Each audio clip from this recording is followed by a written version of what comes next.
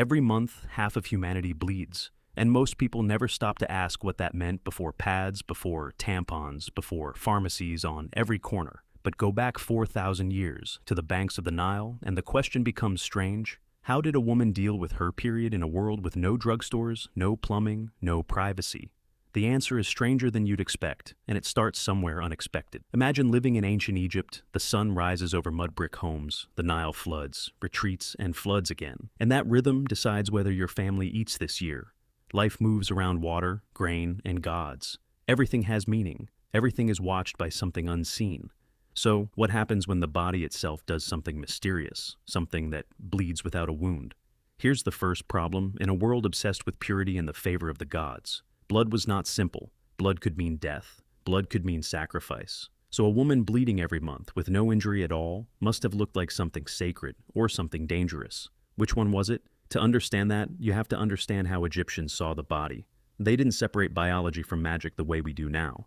Illness came from spirits, health came from balance, and menstruation sat right at the center of that thinking, tied to fertility, to the womb, to the power to create life. That's the first clue, but it creates another mystery.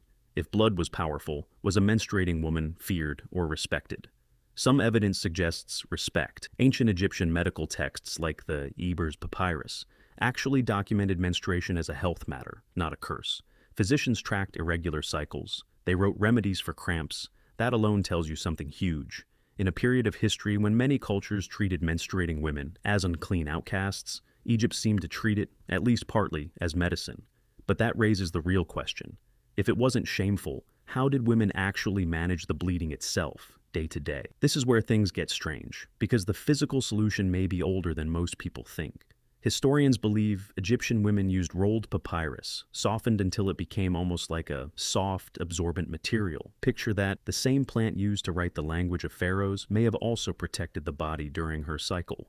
Writing and womanhood, growing from the same reeds along the same river. But papyrus wasn't the only theory. Some researchers point to softened linen, the same cloth wrapped around mummies for eternity, repurposed here for something far more human and far more temporary. Folded, tied, reused, washed in the Nile, and used again. Not disposable like today, not hidden away in packaging. A tool passed through hands, generation after generation. And this is where the story takes an unexpected turn. Some ancient sources hint at something even more surprising. Tampon-like devices made from softened papyrus lint, inserted rather than worn externally. If true, that means a form of internal period care may have existed in Egypt thousands of years before the modern tampon was patented in the 20th century. Let that sink in. An idea we think of as modern invention may actually be a rediscovery. But why would ancient women bother with something so advanced when survival already demanded so much? To answer that, imagine daily Egyptian life again. Women worked, they farmed, wove cloth, ground grain, raised children, worshipped, traded in markets. A period couldn't stop that. Life along the Nile didn't pause for biology, so whatever method existed had to let a woman keep moving, keep working, keep living, without missing a single day of survival. That practical pressure may be exactly why Egypt got creative earlier than most civilizations. Necessity forced innovation. But this is where another mystery appears. If period care was this advanced, why don't we hear more about it?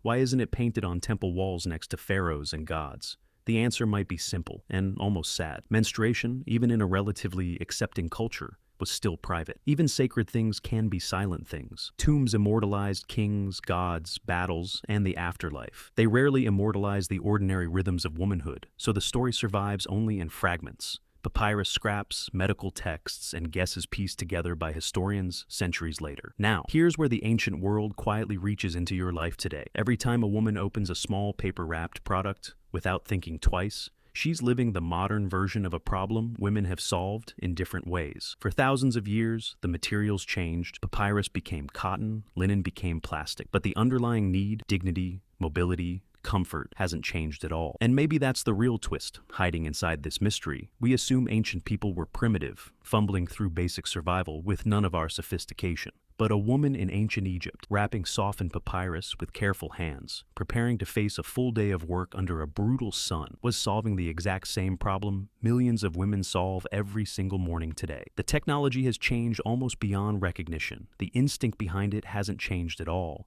The need to keep living, keep working, keep moving forward, no matter what the body is doing that day. Maybe menstruation was never something ancient women hid in shame, but something they simply managed, quietly, resourcefully, the same way humans have always managed the parts of life no one wants to talk about. And that, more than any papyrus scrap or medical text, might be the oldest human story of all, not the story of blood, but the story of getting up and getting on with it, no matter what year it is.